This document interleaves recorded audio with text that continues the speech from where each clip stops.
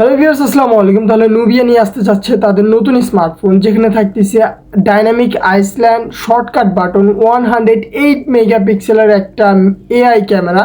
তো হ্যাঁ, আমি কথা বলতেছি Nubia focus pro 5G phone নিয়ে। তো let start out to this video. Then যদি এই ফোনের আমরা ডিসপ্লেতে আসি, 6.7 ইঞ্চের একটা IPS LCD ডিসপ্লে ইউজ করছে, যেখানে 120 হার্টজের রিফ্রেশ রেট থাকছে হচ্ছে 600 পিক ব্রাইটনেস।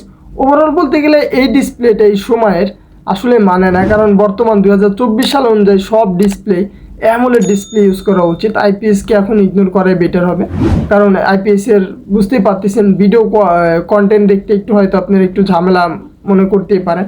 দেন যদি এখানে আমার এই ডিসপ্লে কাট আউট হচ্ছে পাঞ্চল হোল ডিসপ্লে, যেটা দেখতে ভালোই লাগতেছে, বাট এর চিন বেজেল তুলনামূলক চিকন। দেন যদি আমরা বটনের কথা বলি, বটনেরটা একটু মোটা রাখছে, আই ডোন্ট নো কেন এরকম করছে, বাট এটা চিকন রাখলে আরও বেশি জোস হতো। দেন যদি আমরা ক্যামেরার কথা বলি, পিছনে মেইন ক্যামেরা হচ্ছে ট্রিপল ক্যামেরা সেটআপ ইউজ করছে, যেখানে 108 মেগাপিক্সেলের একটা এআই ক্যামেরা, যেখান দিয়ে আপনারা OIS প্লাস EIS এর ভালো একটা video resolution plus camera capture একদম জোস লেভেলের পাইতে যাইতেছেন এই ক্যামেরা থেকে।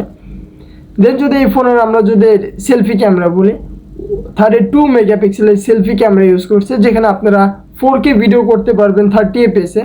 দেন আপনারা 1080p হচ্ছে 30 fps-এ করার সুযোগ পেয়ে যাচ্ছেন। ওভারঅল বলতে গেলে এই ফোনটা আসলে একটা ক্যামেরা সেগমেন্টের ফোন করার চেষ্টা। দেন যদি এই ফোনের আমরা প্রসেসরের কথা বলি, এখানে ইউনিসোকোর T760 প্রসেসর ইউজ করছে, যেটা একটা 5G প্রসেসর। এই প্রসেসর দিয়ে আপনারা আবার অনলাইন গেম একদম হাইলি FPS-এ খেলার চেষ্টা করে না। ইভেন আপনি যে ফ্রি ফায়ার খেলবেন, এই গেমটাও আপনার জন্য ল্যাগ করতে পারে, বাট 2D গেমগুলো একদমই স্মুথলি খেলতে পারবেন। মাল্টিটাস্কিংয়ের যে যতগুলো কাজগুলো আছে এইগুলো হ্যান্ডেল করতে পারবো।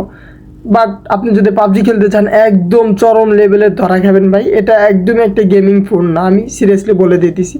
দেন যদি ব্যাটারির কথা বলি, 5000 mAh ব্যাটারি ইউজ করা হয়েছে, যেখানে 33 ওয়াটের চার্জার দেওয়া আছে, যেটা ফোনটা 1 ঘন্টার কম সময়ের ভিতরে আপনার ফোনকে চার্জ করে দেবে। আর এখানে সাইড মাউন্টের ফিঙ্গারপ্রিন্ট থাকছে।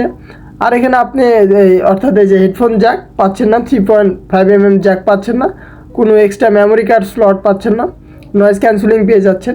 ওভারঅল বলতে গেলে এই ফোনটা যেসব জিনিস প্রোভাইড করতেছে, এটা বাংলাদেশে হয়তো আনঅফিসিয়ালি পাওয়া যেতে পারে, অফিসিয়ালি হয়তো বা আসতেও পারে অথবা নাও আসতে পারে, বাট সম্ভবত আসবে না। সো ফোনের স্পেক এই ছিল। আমার ভিডিওতে যদি কোনো প্রকার ভুল থাকে কাইন্ডলি একটু ক্ষমা দৃষ্টিতে দেখবেন।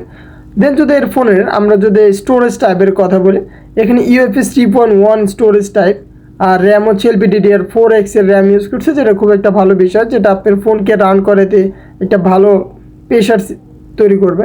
সো এই ছিল ফোনের আপডেট।